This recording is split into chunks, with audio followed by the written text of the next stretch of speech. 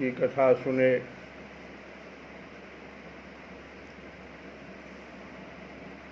जो अब तक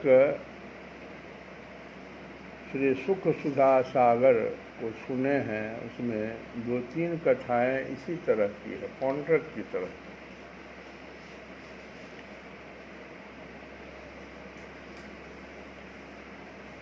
जैसे शिशुपाल था, भगवान की आज्ञा का पालन हम नहीं करें। पौंड्रक, भगवान की आज्ञा का पालन नहीं, हम ही भगवान हैं। और ऐसे लोगों को किस दूसरे तरह से भगवान ने निपटाया है। कुछ लोग ऐसे थे जैसे भगवान ससुर बना के उनको निपटा लिए। सत्यभामा के पिताजी, भगवान ने देखा कि भाई ये तो बड़ा भारी अपराध कर दिया, हमें ही चोर बना लिया। और समाज में कहता फिरता था कि वही लेके समंतक मुनि भाग गया, बड़ा दबदबा है उनका। देखो उसको कैसे निपटाया, ससुर बना के निपटाया। भगवान के सामने कोई रिश्ता नहीं होता है, दुष्टों का संहार करना, यही तो भगवान का उद्देश्य है।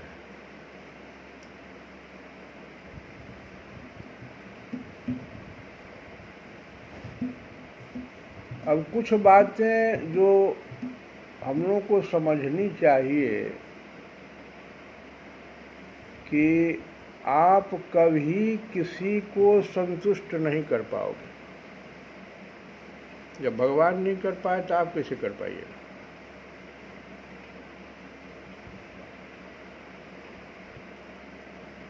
क्योंकि उसका कारण बहुत सुंदर है। क्योंकि संतोष होता कहाँ से? संतुष्ट जो होगा तो संतोष मन से उत्पन्न होता है, मन से पैदा होता है। और मन जो है वो विषयों में लगा हुआ है। यही मन कभी भगवान का दर्शन किए हुए था। उतना आनंद प्राप्त करने के लिए कोई इसको समझा दिया, जैसे बचपन में आए, और दूसरा कौन समझाएगा? जो हमारे बहुत क्लोज हितैषी सब थे वही लोग कह दिए कि संसार में मन लगेगा, विषय में मन लगेगा। इसीलिए आप कभी किसी को संतुष्ट नहीं कर पाओगे, या प्रयास ही नहीं करो।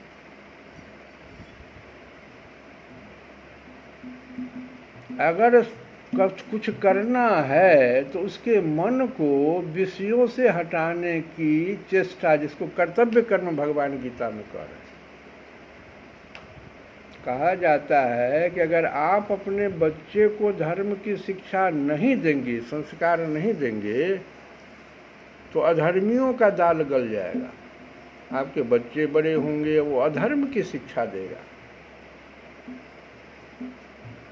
उसी को समझ लेगा, क्योंकि आप तो खो दिए अपना समय। आपकी जिम्मेदारी कभी खत्म नहीं होगी। दूसरी बात, आप कभी किसी को संतुष्ट नहीं कर पाओगे, आपकी जिम्मेदारी कभी खत्म नहीं होगी। इसका कारण भी वही सत्य है कि मनुष्य संतुष्ट करने में लगा रहता है, और उसको जिसको संतुष्ट करना चाहता है वो तो संसार में विषय को लगा दिया, अपने मन को लगाया। कैसे संतुष्ट कर पाओगे? तो आपकी जिम्मेदारी कभी खत्म नहीं होगी। दूसरों के लिए कितना भी जी लो, कोई तुम्हारी कद्र नहीं करेगा। फिर संतोष की बात आ जाएगी। कहाँ से कद्र करेगा? संतुष्ट जो नहीं होगा। और आप चाह के भी किसी की जिंदगी नहीं बदल सकते। क्योंकि उसके कर्मों का फल उसे मिल रहा है।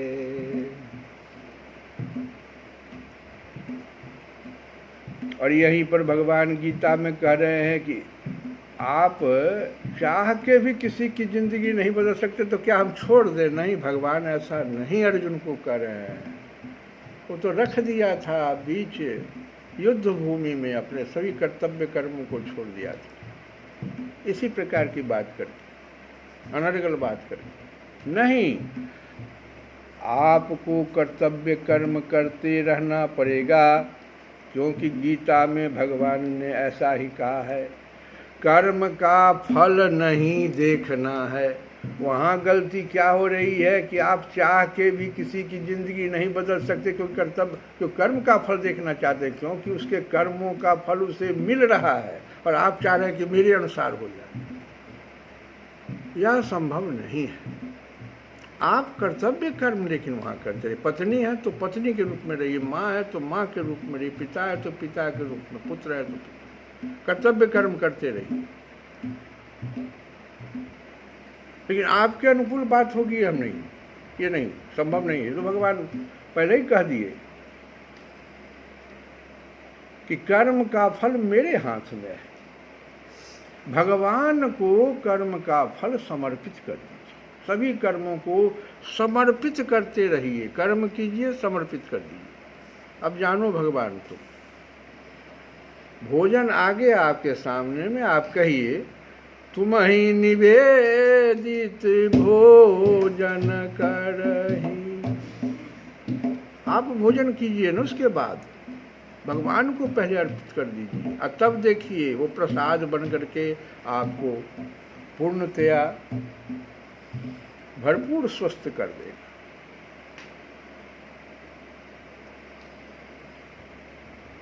अपने बच्चों को धर्म की शिक्षा देना कर्तव्य कर्म ही है। अगर आप नहीं देंगे तो दूसरा उसे अधर्म की ओर लगा देगा। आप देखते ही रह जाएंगे और पछताएंगे। अब पछताएत होत क्या, अब पछताए होत क्या, जब चिड़िया चुग गई थे, जब चिड़िया चुग गई थे। यह जो लोकोक्ति है, इसका अर्थ समझिए, इसका लोग गलत अर्थ लगा लेता है। यह उस समय का वर्णन करता है जब किसी व्यक्ति ने कोई कर्तव्य कर्म नहीं किया, वहां पर यह लागू होता है। हर जगह नहीं, इसको लगा फिट कर दीजिएगा। यह लोकोक्ति उस समय का वर्णन करता है जब किसी व्यक्ति ने कोई कर्तव्य कर्म नहीं किया और अब पछताने की जगह उसे कुछ नहीं मिलेगा। मन पछतई हैं अवसर बीते, अवसर बीते, मन पछतई हैं अवसर बीते। तुलसी बाबा का भजन है, कविता कोश में आया है कि दुर्लभ देह पाई हरि पद भजू, साधन धाम मोक्ष के द्वारा। ये दुर्लभ देह है, मानव देह, भगवान राम ने कहा साधन धाम मोक्ष के द्वार। तो दुर्लभ देह पाई हरि पद भजू, कर्म बचन अरुहि के, मन पछतई अवसर बीते, मन पछतई है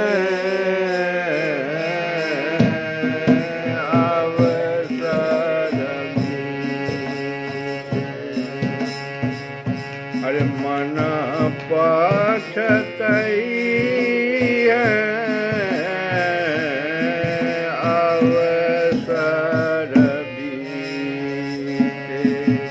तुलसीदास जी कहते हैं कि हे मनुष्य, अभी भी समय है, तुम जाग जाओ।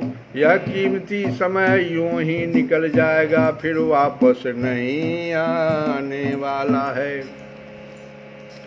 कुछ उदाहरण देते हैं कि सहस बाहु, दस बदन आदि नृप। सहस बाहु, दस बदन आदि नृप। बचे न काल बलीते। ऐसे ऐसे राजा सहस्त्र बाहु, अभी अभी कथा सुने हम लोग सहस्त्र बाहु की कथा, 10 बदन की कथा हम लोग सुने हैं। और ऐसे नृप बचे न काल बलीते। हम करी धन धाम समारे। ये लोग क्या किया? हम करी धन धाम समारे। अंत, अरे अंत चले उठी रीते। मन पछतई अवसर, मन पछतई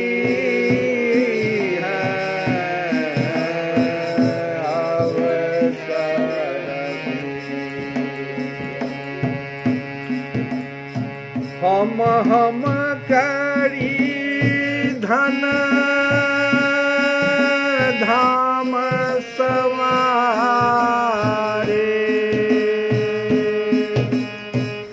अंत चले उठी रीते।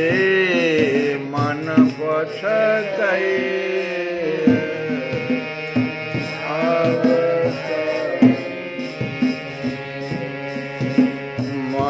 पछतई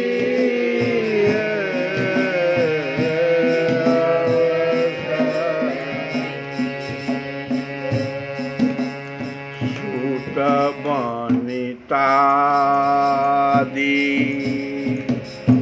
जानी स्वार्थ रत। सूत बनितादि जानी स्वार्थ रत। न करू नेह सबहि ते। यही पर सब लोग बैठे हैं। सूत बनितादि जानी स्वार्थ रत। न करुणे है सबही ते।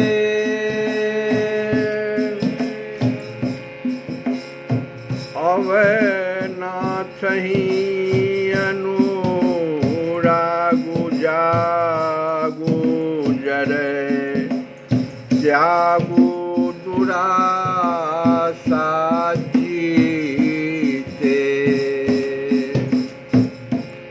और अंत तुलसी बाबा कहते हैं बूझे न काम,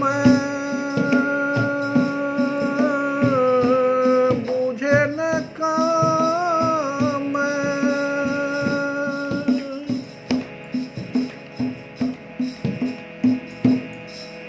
बूझे न काम अग्नि तुलसी कहूँ। विषय भोग बहु घीते। अरे विषय भोग लोग बहु भीते, अब पछते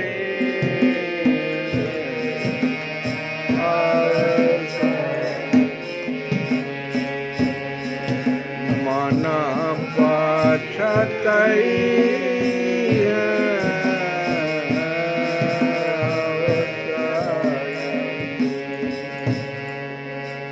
अरे मन पछतई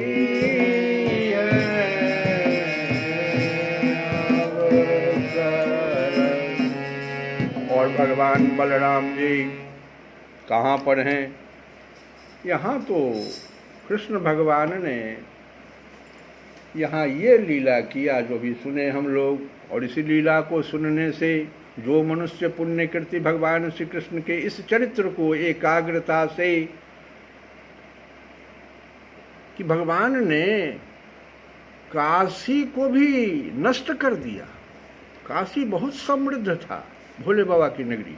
भोले बाबा भी काशी पर बिगड़ गए कि सारे ये दुराचारी तांत्रिक लोग यहाँ जमा क्यों हो गए।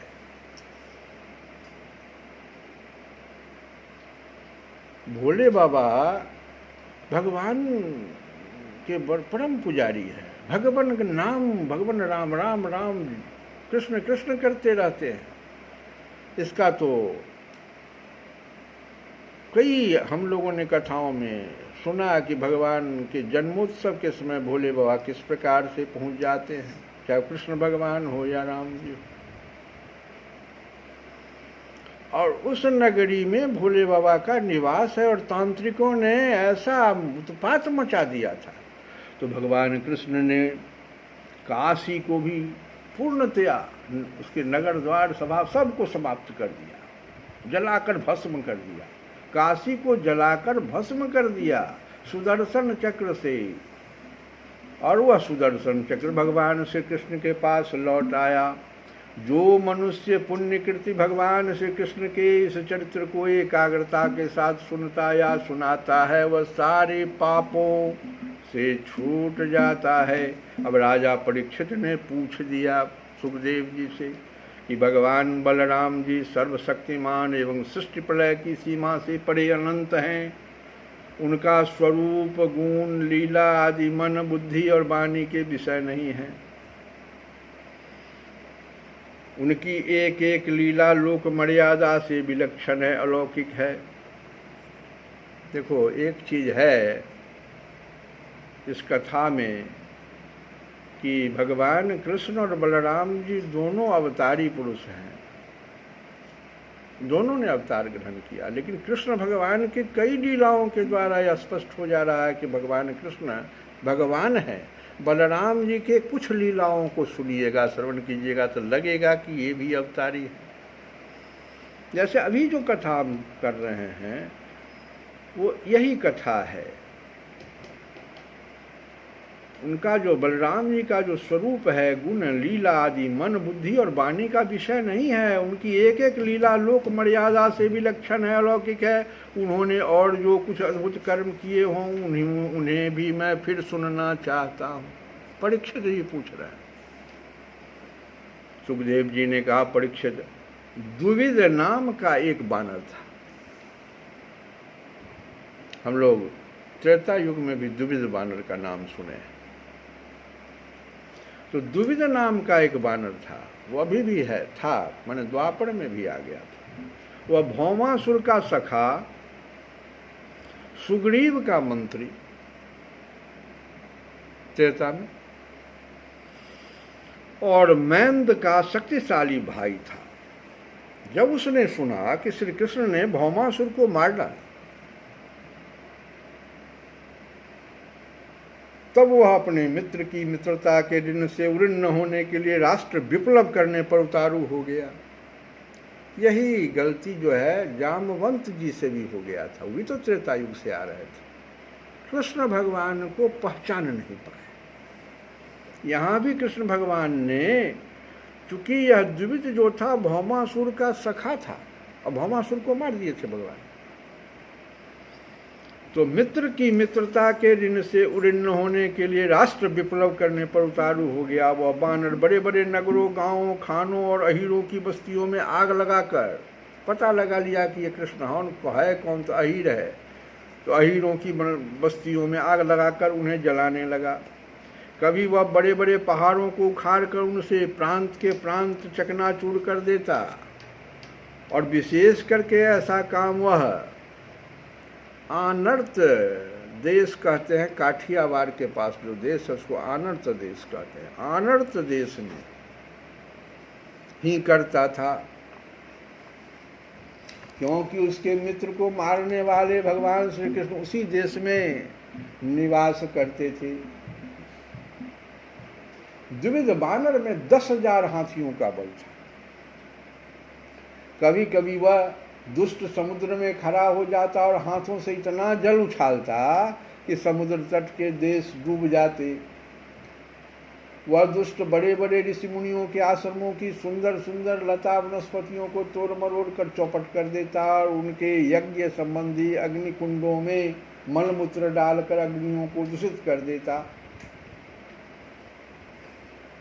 सोचे वो, थोड़ा विचारो, मन में थोड़ा सा विचारो कि भगवान राम के साथ रहा हुआ व्यक्ति कैसे कुसंगति, भौमासुर की कुसंगति से इतना खराब हो गया।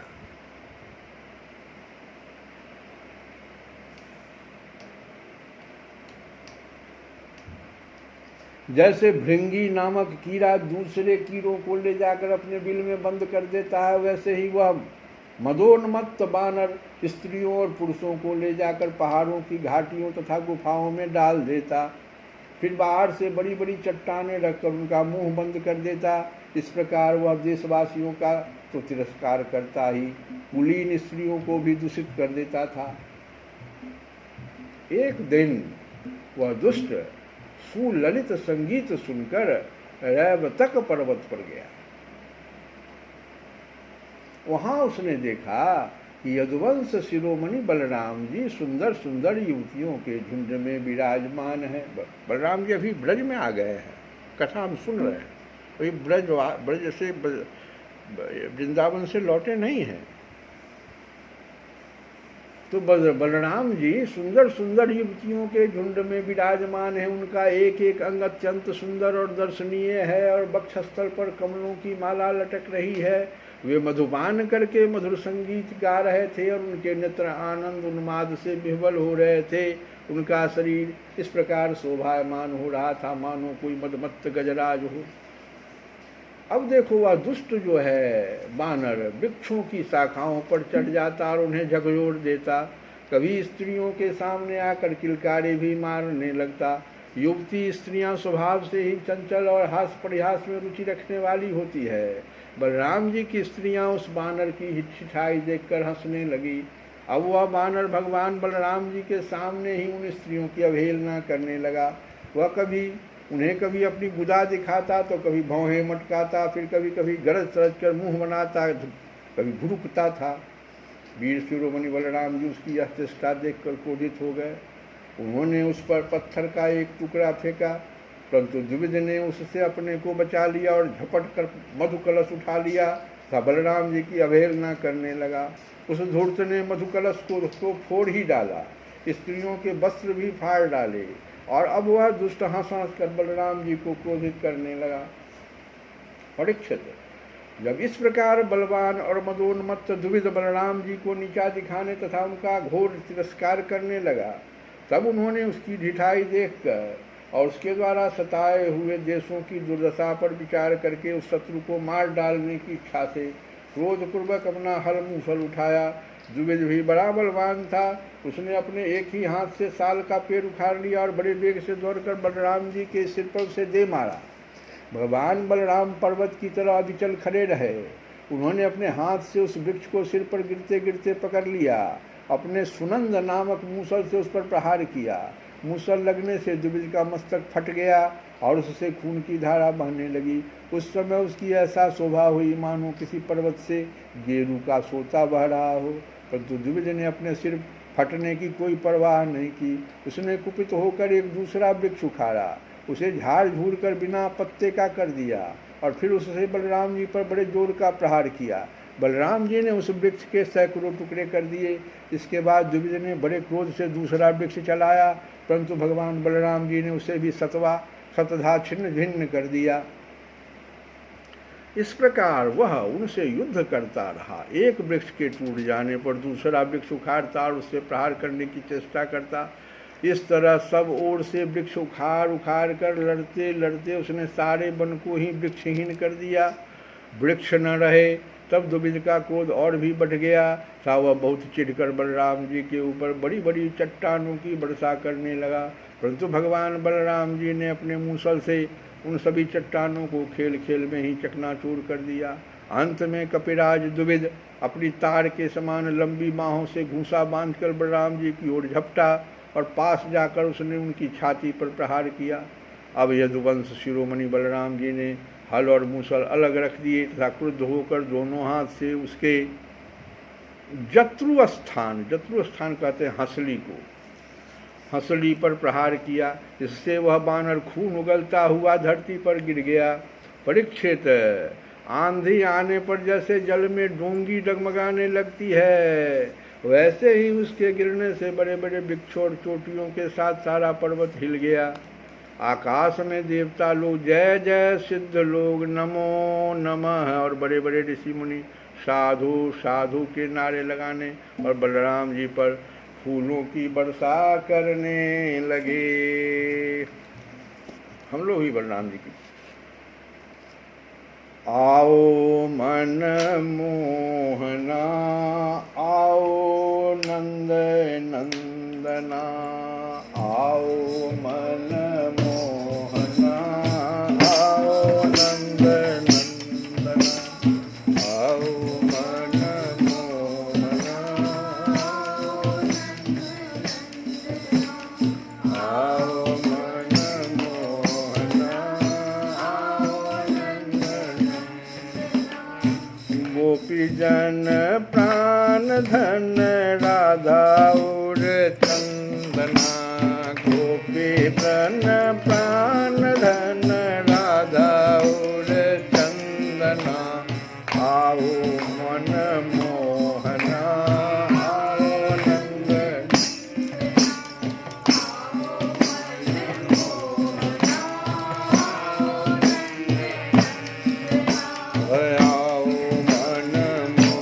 मोहना, आओ नंदन, आओ मन मोहना, आओ नंदन।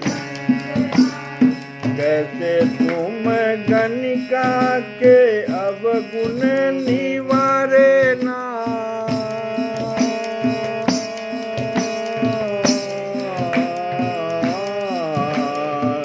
कैसे तुम गणिका के अवगुण निवारे ना,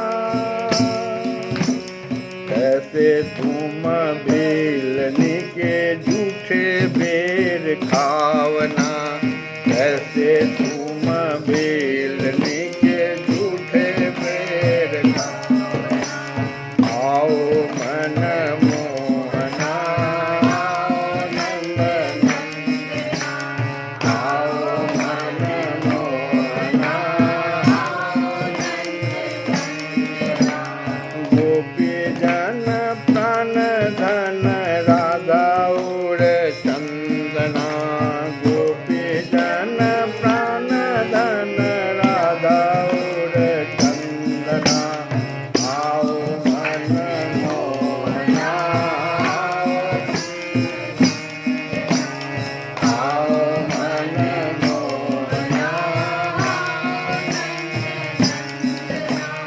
कैसे तुम द्वारिका में द्रौपदी की टेर सुनो, द्रौपदी के टेर सुनो, द्रौपदी के टेर सुनो। कैसे तुम द्वारिका में द्रौपदी की टेर सुनो, कैसे तुम गज काज नंगे पाँव धावना, कैसे तुम गज काज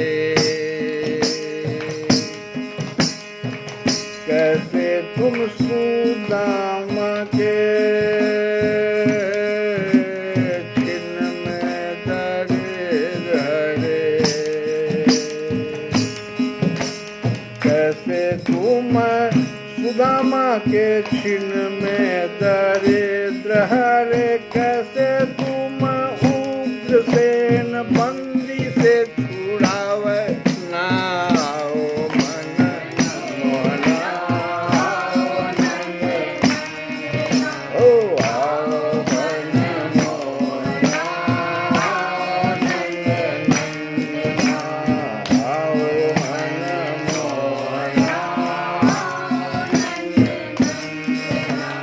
कैसे तुम भारत में भीष्म को प्रण राख्यो, कैसे वसुदेव जी के बंधन छुड़ावे ना।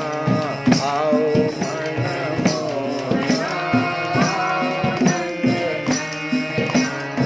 आओ मन मोहना। अंत में हम लोग प्रार्थना करते हैं, करुणा निधान श्याम, करुणा निधान श्याम, करुणा करुणा निधान श्याम, करुणा निधान श्याम, करुणा निधान श्याम, करुणा निधान श्याम। मेरी बेर मुंदे कान, मेरी बेर मुंदे कान, करुणा करुणा निधान श्याम, करुणा निधान। मेरी बेर मुंदे कान, मेरी बेर मुंदे कान, मेरी बेर मुंदे कान, करुणा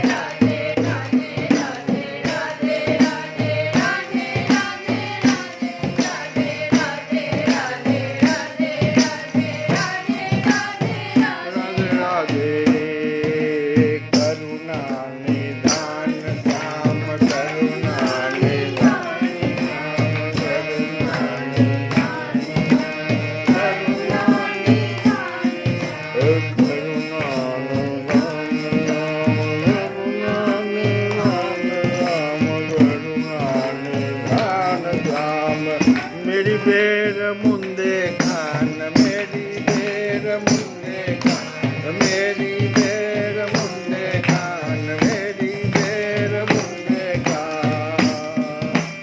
असरन शरण श्याम, असरन शरण श्याम, सूर मन भावना, सूर मन भावना। असरन शरण श्याम, सूर मन भावना।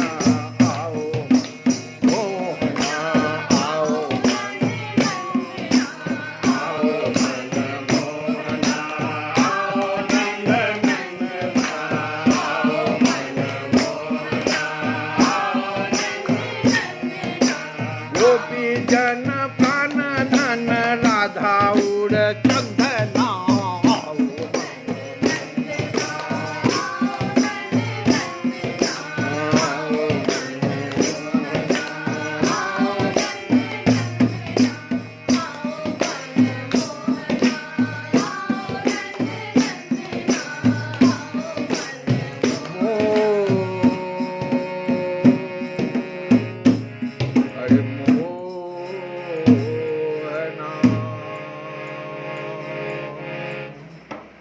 श्री कृष्ण गोविंद हरे मुरारे हे नाथ